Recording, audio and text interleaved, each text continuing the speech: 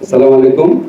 প্রথমে আমরা বলি, আজকে আমাদের যে উপদেষ্টা পরিষদের মিটিং ছিল, এখানে আমরা উত্তরাতে মাইলস্টোন স্কুলে যে মর্মান্তিক বিমান দুর্ঘটনা ঘটেছে, সেখানে আমাদের যে কোমলমতি সন্তানরা মারা গেছেন, যারা আহত হয়েছেন, তাদের জন্য আমরা 1 মিনিটের নীরবতা পালন করেছি, একটা শোক প্রস্তাব গ্রহণ করেছি, ওখানে আমরা দোয়া করেছি। কিছু সিদ্ধান্ত নিয়েছি আপনাদের জানাচ্ছি। সেটা হচ্ছে, প্রথম সিদ্ধান্ত হচ্ছে নিহত যে পরিবার আছে আর আহত যারা আছে তাদেরকে সব ধরনের সরকারি সহায়তা দেওয়া হবে এবং এই ব্যাপারে করণীয় বিষয়ে শিক্ষা মন্ত্রণালয় সংশ্লিষ্ট যে স্কুল আছে, মাইলস্টোন স্কুল, তাদের সাথে কথা বলে এটা ডিটেইলটা নির্ধারণ করবে। সেকেন্ড, আমরা যে সিদ্ধান্তটা নিয়েছি সেটা হচ্ছে যে আমরা আগামীকাল সকল ধর্মীয় প্রতিষ্ঠানে আমরা যারা নিহতরা আছেন, আমাদের যে কোমলমতি সন্তানরা প্রাণ হারিয়েছেন, যারা আহত আছেন, তাদের জন্য সকল ধর্মীয় প্রতিষ্ঠানে আগামীকাল দোয়া করা হবে। থার্ড যে সিদ্ধান্তটা নিয়েছি আমরা, সেটা হচ্ছে, আপনারা জানেন যে এই মর্মান্তিক বিমান দুর্ঘটনাকালে দুজন শিক্ষিকা তারা অসামান্য আত্মত্যাগের পরিচয় দিয়ে স্কুলের সন্তানদেরকে রক্ষা করার চেষ্টা করেছেন। ওনাদেরকে উপযুক্ত রাষ্ট্রীয় সম্মাননা প্রদান করা হবে। এক্স্যাক্টলি কি করা হবে সেটা আমরা খুব দ্রুত সিদ্ধান্ত নিব। এটা হচ্ছে উত্তরার ঘটনার মর্মান্তিক বিমান দুর্ঘটনার প্রেক্ষিতে সিদ্ধান্ত। আইনগত একটা অত্যন্ত গুরুত্বপূর্ণ পরিবর্তন করা হয়েছে। আপনারা জানেন, ইতিপূর্বে আমরা সিপিসি বা দেওয়ানি কার্যবিধির পরিবর্তন করেছিলাম, সংশোধন করেছিলাম।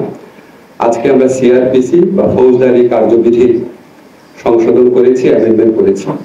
এখানে খুব ইম্পর্টেন্ট কিছু অ্যামেন্ডমেন্ট করা হয়েছে। আপনারা জানেন, ব্লাস্ট পার্সন বাংলাদেশ, এই মামলাতে সুপ্রিম কোর্টের দুটো ডিসিশন ছিল। গ্রেফতার করার ব্যাপারে যেন স্বচ্ছতা প্রকাশ থাকে, জবাবদিহিতা থাকে, গ্রেফতারের পরবর্তীকালে গ্রেফতারকৃত ব্যক্তির যেন অধিকার থাকে, এটা দুটা রায় ছিল। এই রায়গুলোর আলোকে আরো ডিটেইল ভাবে আমরা বিচার বিভাগীয় সংস্কার commission, supreme court, concern expert সবার সাথে বৈঠক করে, কনসালটেশন করে আমরা অ্যামেন্ডমেন্ট আজকে চূড়ান্ত করেছি। কয়েকটা গুরুত্বপূর্ণ অ্যামেন্ডমেন্টের কথা আপনাদেরকে বলি। একটা হচ্ছে, এখন থেকে এই অ্যামেন্ডমেন্টটা কার্যকর হওয়ার পর থেকে যে গ্রেফতার করবে, যে পুলিশ অফিসার, তার ক্লিয়ার আইডেন্টিটি থাকতে হবে, তার নেম প্লেট থাকতে হবে, তার আইডি কার্ড থাকতে হবে। যে ব্যক্তি গ্রেফতার হচ্ছে চাহিদা মাত্র যে পুলিশ গ্রেফতার করছে তাকে আইডেন্টিটি কার্ড দেখাতে হবে, এটা ম্যান্ডেটরি।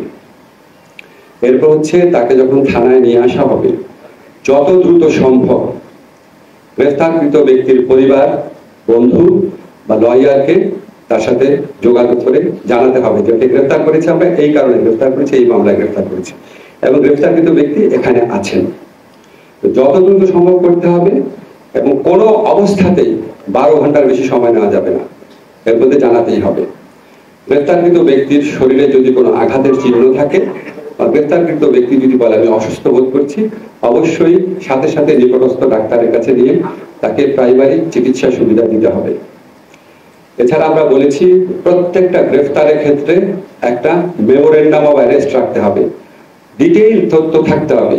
কাকে গ্রেফতার করা হয়েছে, কেন গ্রেফতার করা হয়েছে, কি অভিযোগে, কোন আইনে, তার পরিবারের কার সাথে যোগাযোগ করা হয়েছে, কে গ্রেফতার করেছে, ডিটেইল একটা মেমোরেন্ডাম থাকবে প্রত্যেকটা গ্রেফতারের ক্ষেত্রে।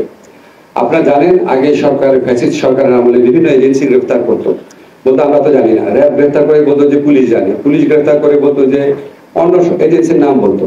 তা আমরা আইনে বলেছি, যেই সংস্থায় গ্রেফতার করুক তাদের কনসার্ন অফিসে গ্রেফতারকৃত ব্যক্তি কেন গ্রেফতার করেছে, কোন আইনে গ্রেফতার করেছে, 12 ঘন্টার মধ্যে কার সাথে যোগাযোগ করেছে, সমস্ত তথ্য সেখানে থাকতে হবে।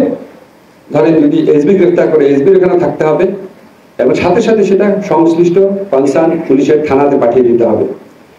আর আমরা বলেছি, নিয়মিতভাবে প্রত্যেক থানায়, জেলা সুপারের কার্যালয়ে, পুলিশ হেডকোয়ার্টারে গ্রেফতারকৃত ব্যক্তিদের তালিকা থাকবে। কাকে গ্রেফতার করা হলো, কত তারিখে, কি আইনে গ্রেফতার করা হয়েছে, সে এখন কোথায় আছে, এটা তালিকা থাকতে হবে। এগুলি সব ম্যান্ডেটরি। আপনারা জানেন, সন্দেহের অবকাশে 54 ইচ্ছা মতো গ্রেফতার করা হতো, সেখানে আমরা উল্লেখযোগ্য পরিবর্তন এনেছি। আমরা বলেছি, যদি আপনি যদি সন্দেহের অভিযোগে গ্রেফতার করেন, আপনাকে পুলিশকে যে গ্রেফতার করবে তাকে নিশ্চিত হতে হবে যে আমি এই লোকটাকে গ্রেফতার করেছি, আমার সামনে অপরাধটা ঘটেছে এবং আমার বিশ্বাস করার কারণ আছে যে উনি অপরাধটা ঘটিয়েছেন, এবং সেটা তাকে লিখিতভাবে এক্সপ্লেইন করতে হবে কেন সে 54 গ্রেফতার করলো, এবং এখানে ক্যাটাগরিক্যালি বলতে হবে কেন তার মনে হলো যে এই লোকটাই অপরাধটা করেছে। সেটা হচ্ছে কগনিজেবল অফেন্সের ক্ষেত্রে। নন কগনিজেবল অফেন্স বা আরেকটু লেসার অপরাধ, 7 বছরের নিচে যে অপরাধ, সেখানে এটা তো করতে হবেই, প্লাস একই সাথে তাকে সন্তুষ্ট হতে হবে যে আমি যদি গ্রেফতার না করি লোকটা পালিয়ে যেতে পারে। এই দুইটা কন্ডিশন ফুলফিল হলে 54 এর আন্ডারে গ্রেফতার করতে পারবে। তারপর আমরা যে আইন করেছি সেখানে আপনার অনলাইন বেল বন্ড সাবমিশনের বিধান আছে, তারপর ডিজিটালি সামন দেওয়া যাবে, ডিজিটালি ওয়ারেন্ট দেওয়া যাবে এডিশনাল মেজার্স হিসাবে। এছাড়া আমরা বিচারিকদের তদারকি যে কোনো গ্রেফতারের ক্ষেত্রে সেটা আরো স্ট্রং করেছি। আমরা মনে করি ইনশাআল্লাহ এই আইন যদি সঠিকভাবে প্রতিপালন করা যায় তাহলে ইচ্ছা মতো যে গ্রেফতার, মানুষকে হয়রানি, গ্রেফতার করে অস্বীকার করা, মানুষকে গুম করা, সেগুলি বন্ধের ক্ষেত্রে একটা বিরাট যুগান্তকারী ভূমিকা রাখবে। এটুকু আমার বক্তব্য। আইনগত যে পরিবর্তনটা হয়েছে, আমি এখন আমাদের স্থানীয় সরকার আইনের ক্ষেত্রে খুবই উল্লেখযোগ্য একটা পরিবর্তন হয়েছে।